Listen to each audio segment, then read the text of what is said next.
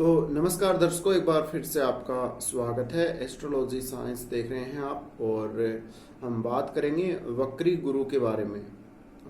जैसा कि आपको पता है, गुरु 14 मई से अभी वक्री हो रहे हैं मकर राशि में, और इसका प्रभाव वृश्चिक राशि और वृश्चिक लगन के लिए कैसा रहेगा। तो फिलहाल की जो कंडीशन है उसमें गुरु मकर राशि में 30 जून तक रहेंगे, तो ये इनका एक चरण है। उसके बाद ये 13 सितंबर तक वक्री हैं। 14 मई से 13 सितंबर तक जो वक्री हैं उसमें ये धनु राशि में भी जाएंगे। 30 जून के बाद धनु राशि में जाएंगे, तो 13 सितंबर तक का जो टाइम है जून के बाद, वो इनका धनु राशि में बीतेगा, और वो भी वक्री अवस्था में। तो सबसे पहले हम मकर राशि वाले की बात कर लेते हैं, क्योंकि अभी नीच के गुरु शनि के साथ वैसे नीच भंग भी हो रहा है, तो ये आपके अभी 3rd हाउस में ट्रांजिट कर रहे हैं। तो इसका क्या प्रभाव होगा, उसके बाद जब धनु राशि में चले जाएंगे तो उसका क्या प्रभाव आपके ऊपर रहेगा। देखिए, नीच का गुरु है तो थोड़े बहुत प्रभाव तो अपने देगा ही। तो एक तो यहाँ पर जो लोग लेखन कार्य से जुड़े हैं, वृश्चिक राशि और वृश्चिक लगन वाले जातक जो लेखन कार्य से जुड़े हुए हैं, उनके लिए ये थोड़ा सा हो सकता है कि कुछ कामों में वो डिले करवाए। आप कुछ पब्लिश करना चाहते हैं, कुछ आर्टिकल लिखना चाहते हैं, कुछ और राइटिंग करना चाहते हैं, तो उसमें थोड़ा डिले करवाएगा, उसमें थोड़ा सा आपको प्रॉब्लम्स आ सकती हैं। इसके अलावा पिछले कुछ समय से आपने जो गलत डिसीजन लिए हैं, चाहे वो आप अपने पड़ोसियों के साथ व्यवहार को लेकर हों, या फिर ऐसे कहें कि वो आपके भाई बहनों के संबंध में हो या किसी भी मामले में हो, तो उन पर आपको पुनर्विचार करने का मौका यहाँ पर मिलेगा। और ये गुरु जो नीच के हैं 3rd हाउस में, ये यहाँ से सप्तम भाव को देख रहे हैं, तो सप्तम भाव को देखने से थोड़ा सा जीवन साथी की सेहत को कमजोर बना देंगे। आपका थोड़ा बहुत मनमुटाव भी जीवन साथी के साथ संभव है। साथ ही आप कोई बिजनेस करते हैं तो बिजनेस में भी इतनी अच्छी प्रोग्रेस नहीं रहेगी। बिजनेस में कुछ लॉस भी हो सकता है, या फिर उसमें जो पैसा आपके पास आएगा उसमें थोड़ा सा प्रॉब्लम रह सकती है। आप कोई भी नई पार्टनरशिप करते समय बहुत ही सावधानी बरतें, विशेषकर 30 जून तक। और अगर आपने ऑलरेडी पार्टनरशिप कर रखी है तो उसमें आपको थोड़ी बहुत प्रॉब्लम्स आ सकती हैं। साथ ही आपके जो बिजनेस पार्टनर्स हैं उनके साथ भी आपके संबंध कहीं ना कहीं प्रभावित हो सकते हैं। उसके बाद यहाँ से गुरु देखेंगे आपके नवम भाव को। नवम भाव को देखेंगे तो देखिए 3rd हाउस में ये एक तरह से छोटी यात्राओं का, और नवम भाव है वो लंबी यात्राओं का है। तो आप दोनों प्रकार की यात्राएं यहाँ पे कर सकते हैं, छोटी दूरी की और लंबी दूरी की। लेकिन फिलहाल तो देखिए लॉकडाउन है, उस वजह से आप यात्राएं नहीं कर पाएंगे। लेकिन फिर भी जैसे मान लीजिए लॉकडाउन हटता है तो उसके बाद आप अगर ट्रेवल करते हैं तो बहुत सोच समझ कर डिसीजन लीजिए, या पहले कुछ समय पहले आपने जो ट्रेवल किए हैं उसका कुछ विशेष लाभ आपको प्राप्त नहीं हुआ है तो उसके बारे में पुनर्विचार कर लीजिए, और बहुत ही सोच समझ कर आगे बढ़िए, जिससे आपको छोटी दूरी और लंबी दूरी की यात्राओं में फायदा मिले। यहाँ पर जब देखेंगे 9th हाउस को, तो नीच का गुरु होकर देख रहा है, तो कहीं ना कहीं भाग्य का भी उतना साथ नहीं मिलेगा। आपको पता है गुरु को भाग्य का कारक माना गया है, लेकिन नीच का होकर जब दृष्टि डाल रहा है तो थोड़ा बहुत यहाँ पर वीक रह सकता है। फादर के साथ आपके रिलेशन कैसे हैं उसको भी थोड़ा सा आप बना के रखें, ध्यान में रखें। आप कहीं भी फॉरेन ट्रेवल करते हैं या लॉन्ग डिस्टेंस ट्रेवल करते हैं तो उसमें आपको इतना ज़्यादा प्रॉफिट, उतना ज़्यादा लाभ, या आप वैसे कहीं घूमने जा रहे हैं तो उतना ज़्यादा आपको उसमें मनोरंजक चीज़ें हासिल नहीं होंगी। साथ ही आप अपनी हायर एजुकेशन उसमें कोई बदलाव कर रहे हैं इस दौरान, तो आप सोच समझ के डिसीजन लीजिए,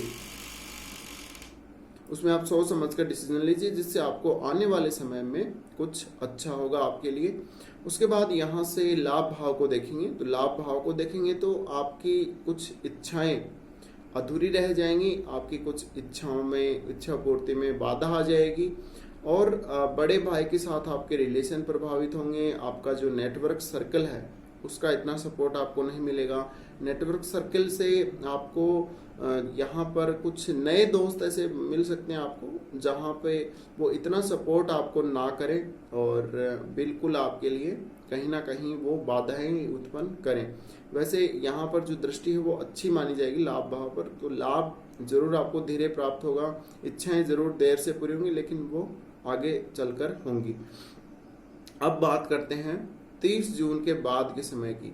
30 जून के बाद 13 सितंबर तक ये जो रहेंगे धनु राशि में, तो धनु राशि में ये आपके सेकंड हाउस में रहेंगे लगन के अनुसार और राशि के अनुसार भी।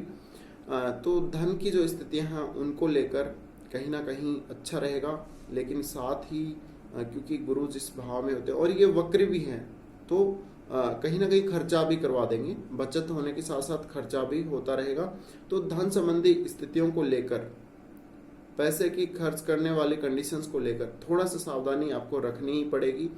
परिवार के सदस्यों के ऊपर आपको खर्चा बढ़ सकता है, कहीं कोर्ट कचहरी वगैरह या कुछ ऐसे मामले, लड़ाई झगड़े वाले मामले, उसमें पैसा आपका कहीं ना कहीं रुक सकता है, या आप किसी को उधार दे दें या आप किसी से उधार ले लेंगे तो वो आप समय पर नहीं चुका पाएंगे। तो ऐसी कंडीशन आपके लिए बनेगी। साथ ही अगर आप वाणी के द्वारा पैसा कमाते हैं, वाणी के माध्यम से आप कोई ऐसा काम करते हैं जहाँ पे आपको ज़्यादातर बोलना पड़ता है वाणी के माध्यम से, उस पे आपको थोड़ा सा प्रॉब्लम रह सकती है। वक्री हैं यहाँ पर, तो उस वजह से अपनी भोजन संबंधी आदतों को थोड़ा सा सुधारने का आप प्रयास करेंगे तो बहुत अच्छा रहेगा। साथ ही यहाँ पर आप देखिए, यहाँ से दृष्टि डालेंगे आपके 6th हाउस पे, तो जैसे ही गुरु यहाँ 6th हाउस पे दृष्टि डालेंगे तो नीच के वो वक्री होकर दृष्टि डाल रहे हैं। नीच तो मकर राशि में थे, वक्री होकर दृष्टि डाल रहे हैं। तो जिन जातकों की कुंडली में अगर वक्री हैं तो उनको तो अच्छा है, लेकिन कुछ स्थितियां बना देंगे पैसे के खर्च के लिए, कुछ चांसेस बना देंगे। पैसा खर्च होता रहेगा, पैसा आएगा जरूर, लेकिन पैसा खर्च होता भी रहेगा। तो कुल मिलाकर इस प्रकार की स्थितियां रह सकती हैं। कुछ हेल्थ के लिए भी आप खर्च कर सकते हैं आपके परिवार के सदस्यों के ऊपर, और यहाँ पर आप जो शत्रु हैं, शत्रु बाधा है उसकी वजह से भी, या कोई केस वगैरह है, मुकदमा है, उसकी वजह से भी थोड़ा बहुत खर्चा आपका रह सकता है। उसके बाद यहाँ से गुरु देखेंगे अष्टम भाव को। अष्टम भाव को जब देखेंगे तो ये आपको कुछ प्रॉपर्टी है, अगर विरासत में जो हमें धन मिलता है उसमें कहीं ना कहीं थोड़ा सा विवाद भी उत्पन्न होने की स्थिति रहेगी, या फिर वो काम जो है उससे आपको जो धन मिलेगा वो थोड़ा लेट मिल सकता है। और आपका अगर एस्ट्रोलॉजी, पामिस्ट्री जैसे विषयों में इंटरेस्ट है तो उसमें भी आपके कहीं ना कहीं चांसेस बनाएंगे। और यहाँ अष्टम पे दृष्टि डालें, अष्टम की जो चीज़ें हैं वो अचानक घटित होती हैं, तो अचानक आपको धन मिल भी सकता है, अचानक आपको धन का लॉस भी हो सकता है। तो इस प्रकार से आप विचार कर सकते हैं। उसके बाद यहाँ पर वक्री अवस्था में गुरु की जो दृष्टि पड़ेगी वो 10वें भाव पर पड़ेगी, और 10वें भाव पर यहाँ पर जो दृष्टि पड़ेगी उसकी वजह से आप अपने जॉब को लेके थोड़ा सा सावधानी बरतेंगे। जिन जातकों को जॉब नहीं मिला है या जिनका छूट गया है कुछ समय पहले, उनको एक वापस चांस मिलेगा। और वक्री होकर जब ये मार्गी होंगे तब ज़्यादा संभावना बनेगी। वक्री अवस्था में तो आप अपने जॉब को चेंज करने के लिए कुछ प्लान कर सकते हैं। पुराने जॉब को जो आपको पसंद नहीं था उसको छोड़ सकते हैं और नया आप ढूंढ सकते हैं, पर फिलहाल ऐसी कंडीशंस बहुत कम हैं कि आपको नया जॉब आसानी से मिल जाए। तो आपके पास जॉब को लेके बहुत सारी टेंशन रहेगी आपके दिमाग में, और ये सारी जो चीज़ें हैं उनको आपको हैंडल करना पड़ेगा, बहुत सोच समझ कर आपको चलना पड़ेगा। अगर आप ऑलरेडी जॉब में हैं तो यहाँ पर कुछ आपके कार्यों में रुकावट आ सकती है, बॉस के साथ रिलेशंस हैं वो प्रभावित हो सकते हैं, या आपको अपनी प्रोफेशनल कैरियर में उतनी ग्रोथ, उतना फ़ायदा देखने को नहीं मिलेगा जितना आप वास्तव में चाहते हैं। तो कुल मिलाकर 10वें भाव पर ये वक्री अवस्था में जब दृष्टि डालेंगे तो एक हम ये कह सकते हैं कि प्रोफेशनल लाइफ में एक थोड़ा सा धीमापन आ जाएगा, वो प्रोग्रेस नहीं रहेगी, उतनी एक्टिव आपकी प्रोफेशनल लाइफ नहीं रहेगी। तो कुल मिलाकर यही कहा जा सकता है कि जॉब को लेके आपको अवेयर रहना चाहिए और ज़रूर इस मामले में आगे आने वाले समय में कुछ परिवर्तन होंगे। और जो गुरु का मार्गी काल होगा अंत में, उसके लिए हम आपके लिए वीडियो बना देंगे। तो उसमें जो मार्गी काल है उसमें ये चेंजेस हो सकते हैं, कुछ ऐसे बदलाव जिनको आप चाहते हैं वो आपके मन मुताबिक, लेकिन फिलहाल आपको थोड़ा सा अवेयर रहना है। तो फिलहाल के लिए बस इस वीडियो में इतना ही। अगर आप हमारी वीडियो पहली बार देख रहे हैं तो चैनल को सब्सक्राइब करें और साथ में बेल आइकन प्रेस करें। वीडियो देखने के लिए आपका बहुत बहुत धन्यवाद।